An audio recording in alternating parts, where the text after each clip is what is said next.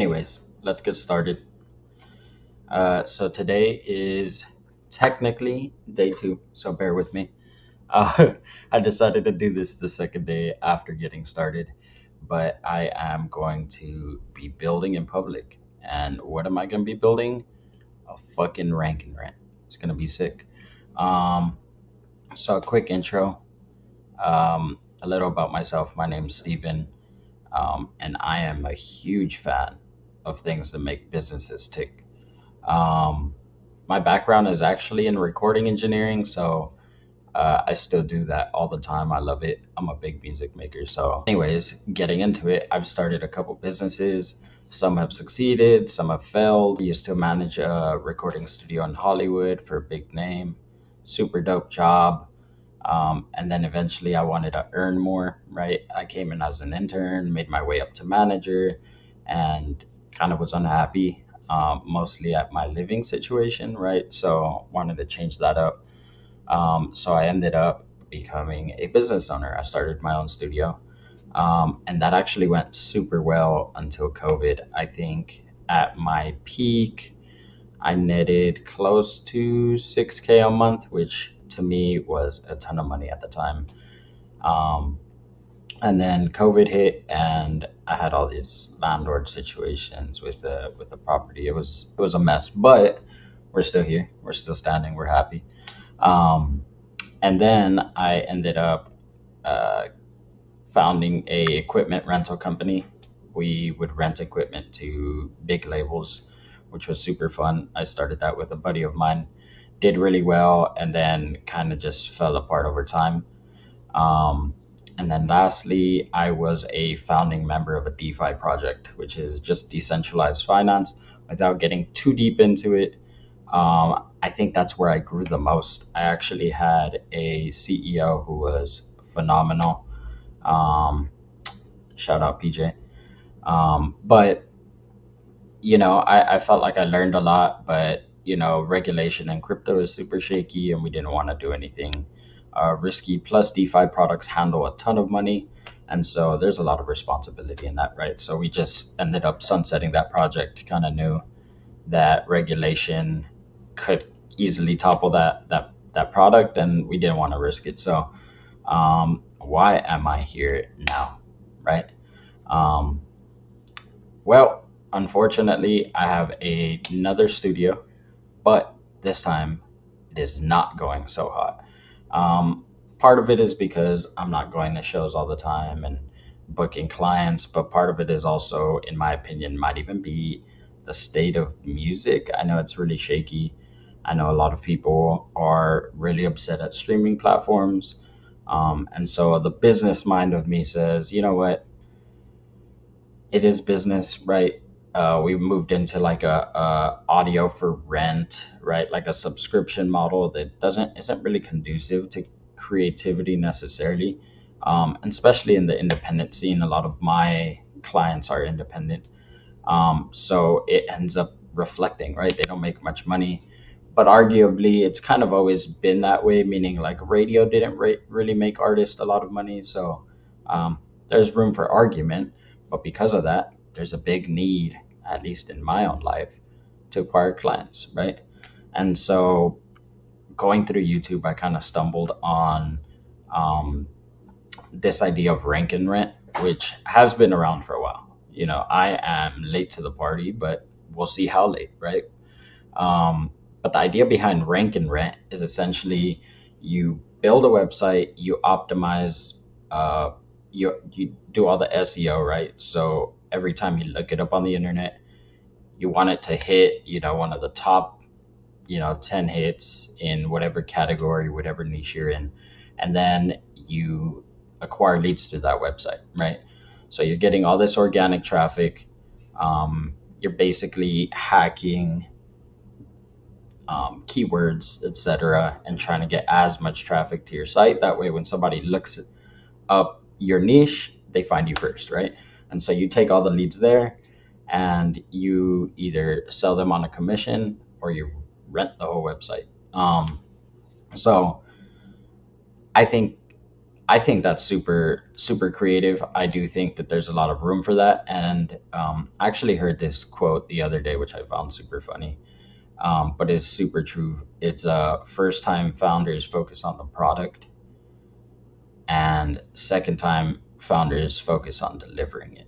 So the means of delivery, which I believe is super true. I feel like as I grow myself as both a business owner and an entrepreneurial mind, I kind of think entrepreneur is a little corny, but as I grow in that sense, I notice that I really do care more about how the product's distributed now, right? What's the means of distribution? So I think our goal here at the end of the day is build a rank and rent, see if we can generate traffic. Sorry, I had a really loud notification, but yeah, see if we can, get something on a, like get it to search really easily, get it to have tons of organic traffic. And if it works, we have two options, right? Because I work in music, I can either acquire the customers myself, which is a win, or I can sell it to somebody, to the highest bidder, right? To the person who's willing to pay the most, which I actually think, because my studio's, it's a small home studio, right? I actually think in terms of scaling, it's actually more efficient to push away clients. And then in the future, because you control the asset, right? You control the website. If you can continue to score high, then you will continue to have that control over lead generation, which I think is actually promising, right? What's funny is I actually wrote an ebook over like during COVID and tried to sell it, right? And I didn't hit at all. And when I looked at the analytics to my website, I found that, you know, it was like 40 people a month reaching my site. So, I mean, it makes sense, right? I had to do all this self promotion to my inner circle, which only reaches so far.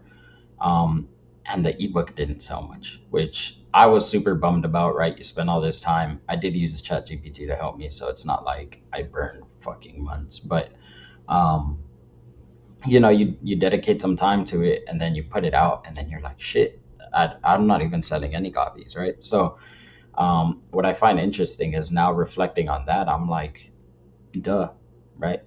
I didn't have website traffic. And it's super simple. And there's kind of two ways to really get your website traffic. It's SEO and really killing it and being some of the top results, or running ads. And personally, I haven't had a background in sales. Um, Not meaning I can definitely sell things in person. I have had, I guess, background in sales through like traditional work, but never online, right? No online marketing. And so I think this is a good opportunity to both grow on my own and also, you know, share some of what I learned with you guys. Um, so today, uh, moving forward, right? That's my long intro. I won't give that long intro again, but moving forward, this is actually day two for me, right? I didn't record yesterday, so I am recapping. But yesterday, basically what we got done is we picked the site, we did keyword searches, we gauged the competition, and then um, we use Google Trends to try and find something local and hone in on which areas we're searching this niche the most. And I'll get into the niche in a second. But um, that was basically us picking a site, generating keywords, and then we moved forward and we bought the domain. I decided to self-host because I love, I'm a nerdy dude, so I wanted to build my own website. I'm learning networking as a hobby right now on the side, so I was like, you know what, let me host my own site. We did that, and then a bit later, as I get through it, I'll talk a little bit about the pros and cons of doing that, because obviously it's going to take you a lot longer if you're like me and you're still learning it. But I mean, I think it pays off to get some of these skills. Realistically, from a business standpoint, you probably want to hire, your way out of those things.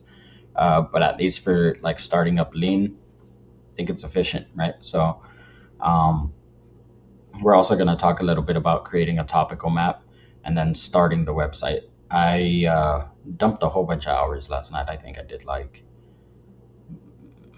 I want to say like 12, 14 hours of just straight getting through shit. Um, but I'll recap it here and we'll go step by step. So hopefully you guys learn a little bit. All right, so let's jump into how I picked the site. Um, let's jump over here. So before I picked the site at all, right? This is the site I'm working on. Still pretty shitty. Needs work. That's what we're gonna get to today. But before I picked the site, um, essentially I wanted to pick a niche that was local. One, right? So something local. There was a niche I was familiar enough with, so I can understand pricing, and something that had high traffic, right? And that the competition was low in, meaning if I go online and I look at these sites, how much traffic are they getting and how optimized are they? Because if they're not optimized and getting decent traffic, then, I'm going to hack that. I'm going to take advantage, um, and so on. So, anyways, I ended up niching down to recording studios, right? But I didn't know what, right? It could have been podcast studios, it could have been recording studios. And I really just thought about popularity in terms of the industry, and recording studios is the easiest. So before I really decided on a name, I jumped onto Google keyword search. Let's see if I can get this. Keyword Google. All right. So what I did was I jumped over to, it's called Google Keywords Planner, sorry. Um, but I jumped over here and then I just typed in recording studio. I think I did Los Angeles first. So I'm in the greater LA area, so I'm just trying to target these pockets basically in LA. Um, but yeah, I looked at the top hits, right? So this is a sponsored post, boom, we got one, right? And then I pulled this into discover new keywords, and then I started with a website. I dropped this in, um, let it do its thing, boom. And so you start seeing it generates you some keywords, um, based on relevance, right? And then you can see their average monthly searches. At least for me, it's a pain in the ass to look at, right? So I didn't want to deal with this. So I ended up going to download keyword ideas and then opening a Google Sheets, right? Um, that looks a little bit like, okay, bet. Um, so you upload it here, it gives you some header here on the top left. I got rid of all that stuff. You can freeze up this row, which I didn't do because I was just trying to move fast. Um, but it gives you your keywords on the left side. Currency is pretty irrelevant right here, but average monthly searches, right? Which is essentially every single month, how many times does that phrase get looked up on Google? And I think what's really interesting is that if you filter out the average monthly searches, right? So I added some rules in here. Um, sorry, I'm not like the best at this, but uh, conditional formatting. So I added a rule in here essentially, and then I just put a number from 0 to 50,000, right? 50,000 being a ton of monthly traffic, a lot, which I'm sure is actually not that high. I'm just, new to this and I'm looking at the numbers that already exist. So I'm scrolling down, looking at what looks higher than others. And, it looks like 50K was like that really, you know, higher and upper limit of like searches monthly. So what I did was I filtered them out, right?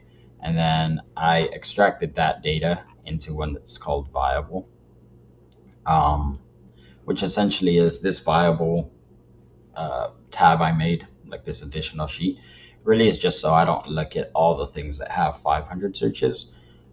I don't want to waste my time, especially on these low competition keywords. You see, some of these have a ton of average monthly searches, um, and they're low competition, which is phenomenal. That's what we're looking for, right? So I ended up pulling these, extracting them. I put hits, didn't end up using this page, just so y'all know, but I ended up finding these, right? And I found, a couple of these keywords stand out. They have low competition. Another thing you can use is Ahrefs. I actually paid for it, but I paid for like the lowest tier starter pack, right? Because I don't know how much I'm enjoy doing this. I've enjoyed it so far. Yesterday, I mean, I stayed up doing it for, over 10 hours. So easily I enjoyed it. But, Ahrefs gives you the option of um, adding a keyword and then seeing its difficulty and giving you a little more in-depth information as to the competition, right? So that being said, is I believe this indexed value here is how many pages have that keyword indexed and are searchable. And you can do that through Google Console and a couple things. Um, but like I said, I'm still learning it, so I believe that's how it works. But your goal is to have low competition, like very low, as low as possible, with very high search volume. And the reason you want that is because you're going to be ripping this keyword and putting it in your domain, one, right? So, say recording studio, right?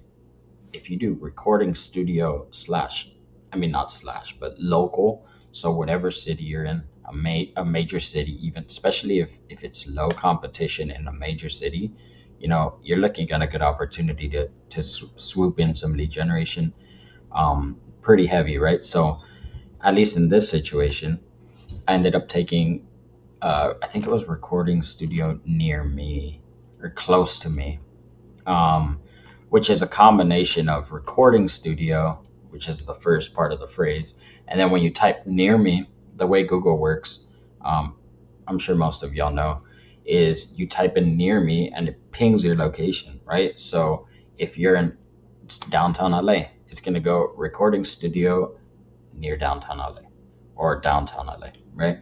Um, so that's what I did. I ended up looking up locations um, that were most viable, and I'll show you guys how I did that. So if you jump over to Google Trends, right, and you do the same search, so recording studio, right, I'm not gonna put near me because I want to find the area, right? So recording studio, I believe it was the building that had the highest search volume. And we'll just do the past 30 days, right? We want to see the last month. I think we got more hits with building use. No, it's the same thing. All right, so if we do over the past 30 days in the US, right, because that's where we're at, I think we can further filter this. So we go down to our state, right? I'm in California. Jump in, right? You get these searches. Then you go into Los Angeles, right? The greater LA area. You can see it had pretty much no traffic for a couple days. Oh, for a couple days, has a spike in traffic, right? And so on and so forth, whatever. But you can start filtering these areas, right? You can start seeing by city how much interest there is. So if we include low volume regions, right, you can start seeing Santa Ana has, pretty high search volume. Uh, LA is following that, right? And this is by no means like extreme search volume. I'm sure that if you are more familiar, this is my first one, so I'm trying to start in a niche that I understand so I can properly price. That may backfire. I don't know if traffic's going to end up too low. There's a couple things we have to try out.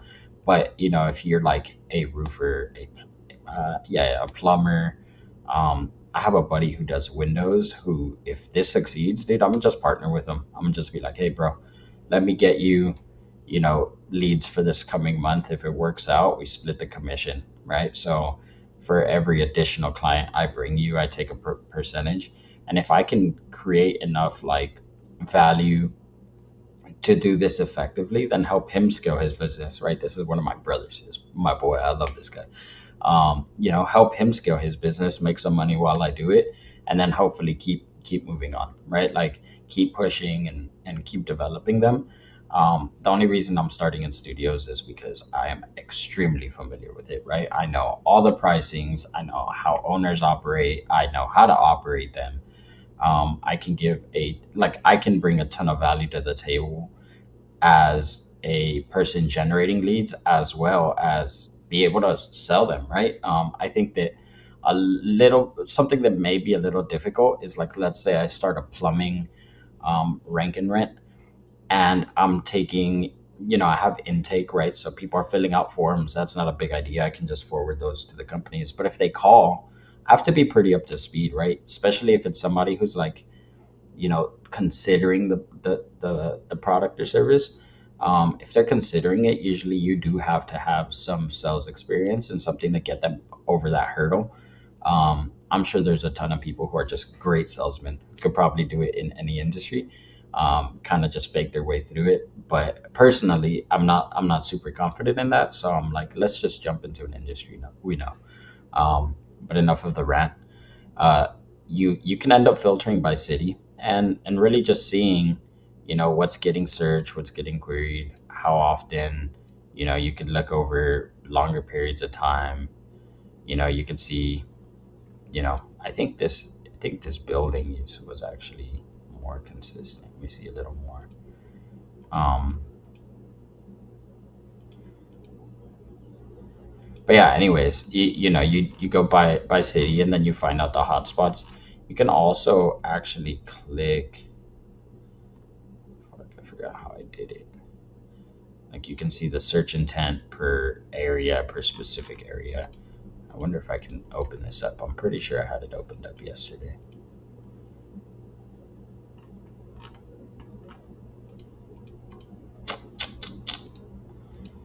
Oh well. I mean, point being is that you can actually get even more concentrated. I haven't seen anybody who's doing tutorials actually dive into like the specific areas that the niche will kill it in. Um, Meaning there's like Burbank here is a perfect example. Burbank is a studio area. It's known for it. Meaning the studio I managed in Hollywood is right there in Burbank, right? It's like very like they're bordering each other by a couple main streets. So that whole area is like a studio city, right? And when you know that, because you're local, then you don't really have to do this research. But if you're starting rank and rents in places that may be far from you, this is how I would do it personally. I think this helps you get a lot of insight as to where the concentration of search intent is, right? And for those of you who are like super new, search intent is just like when you put in a keyword, it's usually because you're trying to get something, right? So search intent is like very specific keywords that hint at, um, people wanting to purchase a service or purchase a product, right? Um, a good example of search intent is food near me, right?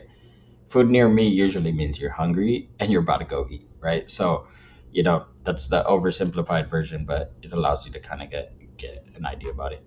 Um, I wonder if I could put recording studio near me. I don't think that will work, but yeah, it's not near me. Um, but anyways, that is. Let me jump back over here. That's Google Trends, gauging competition. Fuck, I wish I had Ahrefs. I will show you guys the website. But I burned through my credits first day, dude. I was just going crazy on it. Um, Actually, this is a really cool tool now that it brought me in. Google Keywords Generator is actually a way of finding additional keywords the same way I did it on I mean, sorry, not Google Keywords Generator, but Ahrefs keyword generator does the exact same thing that Google Keywords did. So if I put, let's just do recording studio, right? Make sure I'm not a robot. Very sick. Um, it generates some keywords, right? So again, we see recording studio near me had over 1,000 volume in one day. I mean, yeah, over 1,000 or less than 1,000. No, it's definitely more than 1,000. Um, you know, recording studio equipment, but you can see this KD is keyword difficulty. Ahrefs does a great job at showing this off. I'll see if it lets me, but big doubt. So let's just try getting on. All right, I'm on my account. If I jump over to Site Explorer, right, and I throw in, let's see, I don't have that reference anymore. Recording Studio Los Angeles. If I throw this in, yeah, see, it says credit limits reached, but it actually shows you a couple things which I think are important. We'll be going through them as we go along anyway. Um, but you have your DR, which is like your domain rating or ranking, maybe. But basically, it's like how well does it score? How strong are its backlinks? How strong are its keywords? There's a bunch of metrics there that you could dive into that are super helpful, but I think are cool. Um, I would recommend it. I just burned through 30 credits like instantly, so I need to re-up on them. But I'll probably do it a little, now that I have my keywords and stuff, I'll probably do it when I'm a little more developed and I can actually like track my metrics without feeling like I'm just blowing money for no reason. Um, let's see, let's close some of these. All right, so after I found my niche, I picked my niche, I picked a city, right? And then I just hunted for domains. I went to Namecheap. Let's see if I can jump to Namecheap here. I went to Namecheap and I just said recording studio Long Beach, right? And then I check if it's there. .studio. No, I want .com. I don't actually know if .com or .us or any of those .whatevers make a difference, but I would personally argue that it probably does. Because if you just go on Google and you search something, it's very, very, very rare. I wasn't able to find any that were not .com. And so part of me believes that, Google's search algorithm probably, prioritizes .com domains. So anyways, you could go into here. So say you were a plumber, you could just say like plumbing Long Beach, right? As an example, or whatever the search term would be. And then, some of these end up being a little pricier. Some of these are pretty cheap. I wonder if we pick like a Modesto, let's see, something that's a little less common. Nope, somebody took that. Plumbing.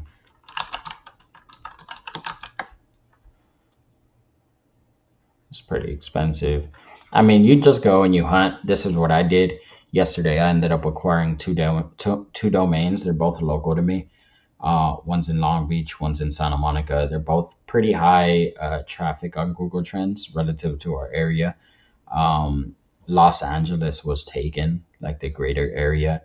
But if these two work, I'm kind of A/B testing them, so I'm going to build them a little differently just to see if one does better than the other. But if they both work, then I'll probably go ahead and acquire a couple more in this niche. I also have some other keywords that I can imagine being useful, right? So there's other keywords that are in the same niche that are high volume traffic that will probably generate eyes on the site and hopefully conversions into either forms or calls, right? And I'll probably automate both of those because I don't want my stuff ringing all day. Um, but yeah, that is, you know, how I picked the site. Now, after getting your domain, you can choose to self-host or host using something else. For most people, I would for sure recommend hosting using something else, right? So like just type in web hosting. I've had experience with a couple of these. Um, I know Bluehost is all right, but what I would do if I were you guys, I would just jump into best hosting, best web hosting, Reddit 2024, bro. Everybody loves Reddit. Oh, look, see, I looked this up yesterday. And then you'll see Cloudways is $11 a month. DigitalOcean is $4 a month. Um, I probably wouldn't go with a developer's hosting option just because it takes quite a lot of setup. So the difficult thing, if you guys kind of want to look at it really quick before actually making a decision, the nice thing about getting something hosted for you is there is no upkeep, right? So you would tie your domain to your web host, and then you're done, right? You probably are going to end up running like WordPress. So you'll probably end up using something like I think it's called like Drupal or like WordPress or like shit. People even use Wix, whatever it is you use. But typically it's already built, and all you have to do is add the plugin and start going, like just go, right? Um, on the other hand, if you end up doing the developer side of things, the hard part is you have a ton of like setup to do, and I'll show you guys, really quickly. So if you go here, you have to manage your DNSs, right? So you have to, put specific name servers to make sure things are tied. I ended up using Plesk. For those of you who don't know, basically it's like a Linux instance that's spun up to run Plesk, and then Plesk runs your hosting for you. Um, but you have to set up your name servers. Sometimes you have to transfer your DNS to something else. Like I wanted to transfer to Cloudflare, but Plesk does all that for me. You also have to do personal DNS servers. Um, once that's done, you end up having to go to Plesk itself, right? So if I go to Plesk, but if you end up going to Plesk, right? Here's our websites. You still have to connect the DNS here. If you're not familiar with DNS, that'll be super confusing. I have some experience with DNS. I've ran a couple websites before, so you have to do everything in your records. Uh, I don't know. I might have to blur some of that, but you have to do your own DNS security. So you have to make sure stuff is configured properly. You have to do your own SSL and TLS certificates, which is typically granted to you by your web host anyway. You have to do your own firewall. You have to configure your own mail, which honestly, the mail is not too bad. You configure your own monitoring.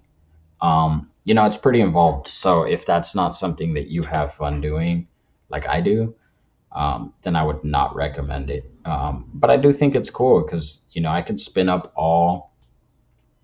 could literally go ahead and spin up all my websites on a single host. Um, Pretty easily now, right? Now that I have it configured, I can go ahead, add another domain, and just put it on the same, host. And if I ever run out of memory, it's all done through a VPS, right? Which is a virtual private server. And I can scale it. I can just add more memory, add more bandwidth, add whatever it is. And they just charge me more, versus, some other plans where it's really hard to migrate. Um, but yeah, I think that covers um, at least the domain part and getting it started. So that goes through some of the pros and cons too. So we'll jump over to creating a topical map. and how I did it. And then we'll start wrapping this video up because it's getting pretty long already. But let me jump over here. I actually got this from, I can't remember who it was. I think I got this from Goldie SEO. Go check him out on YouTube. He's super dope. This is one of the guys that I'm crutching on to learn some of this stuff. This was my process that I followed from him for getting keywords. I can link this in the description if you guys want. Just gotta make sure there's no personal info. I don't think there is. But this is basically how you get your keywords. And then from there, I'm gonna show you guys really quickly how to use Chat GPT to generate your topical map. Now, I did notice that the topical map is usually a fucking mess on Chat GPT, but I do think that it gets you enough in the ballpark to feel confident about it, right? So that you can move forward without having to do all the thinking yourself, and make sure that you're using all the keywords so that you are as optimized as possible. But that kind of goes into using, like headers on your website. And if you don't know about that, I would recommend doing a little bit of research. But in short, you want to make sure that your headings as close to the top, so like your H1s or H2, are high value keywords consistently, right? This also goes for the body of your text, but really your headers more than anything. You want them to be super high value keywords, and this is kind of how you get in that ballpark for structuring your website. But let's jump into it. So I'm gonna copy over this prompt really quickly. We'll go over to Chat GPT.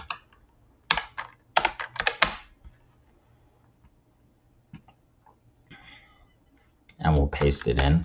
So the prompt is, based on my competitor, create a topical map. Niche equals mixing is what I had done here, but we're going to do recording studio, right? And then language is English, and then based on the keywords below. On this one, we're not doing based on my competitor. I'm going to show you based off of the keywords. So I'm going to do based on my keywords, create a topical map, niche, blah, blah, blah, right? So we're going to go over here. We're going to jump to, do I have any of these sheets still open? No, it doesn't look like it. Let's just go to Drive. Let's go down here so I don't lead you around my whole Drive.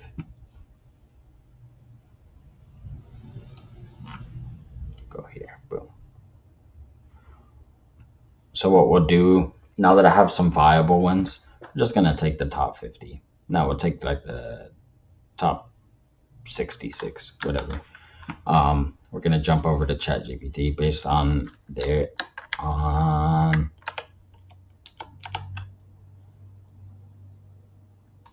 let's not even do this. Let's just do keywords and then paste them. Boom.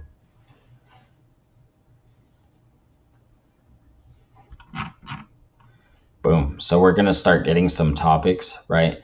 So this would be your H1, or probably you could throw this on a nav bar, your H1, but basically you want this keyword to be on your website, recording studio services. Then you can go deeper into that, right? By doing mastering services. That's one. That's accurate too, which is cool. Mixing services, accurate. Production services, accurate. Recording services, accurate, right? So at least me looking at this, working in the industry, I can tell you none of these are hallucinations. Then you want to try to add some of these keywords into, either the heading below that or the body text under that. So, your first major heading would be recording studio services. Your next one would be music creation tools, right? And then it would be all these subtopics, music learning resources, right? Music creation and sound generation, and so on and so forth. But basically, if you were to visualize this, you have your big headings at the top, right? So you have like a search bar, for example. I'll give you the example of this website I'm building currently it's ugly. But like, if I wanted to, I'm probably gonna run a blog that has all the headings within it, the redirects here, so I don't have it as cluttered. But let's say I put a heading here. I want to make sure that that heading, at least closely resembles, something like recording services, right? Um, and then basically move on from there and do this, I guess, heading two, right? Or this is actually a body text, but heading two, ideally, you want it to be mastering service, right? And then maybe um, pull up an additional heading here, right? So instead of this being just a body text, you might have a smaller heading, right? And then keep building out your site that way. Obviously, like this one needs work. This, in my opinion, looks pretty ugly. But you just want to keep developing this over time until your website feels like one cohesive thing. And you can kind of design your website however you'd like. But in my opinion, if you really want it to be optimized, you're gonna have a lot of booking buttons, a lot of like access to booking buttons or contact buttons, and the information there will be kind of fluff, right? I think that the better quality you can make it, the better it'll perform. But I think overall, it's just so high in keywords that it's gonna feel like fluff, right? So, that's the goal. After creating this topical map, you structure your own website, um, and then you really just push it out. Um, so let's jump back. I think I might be done and wrapped up for this video. Um,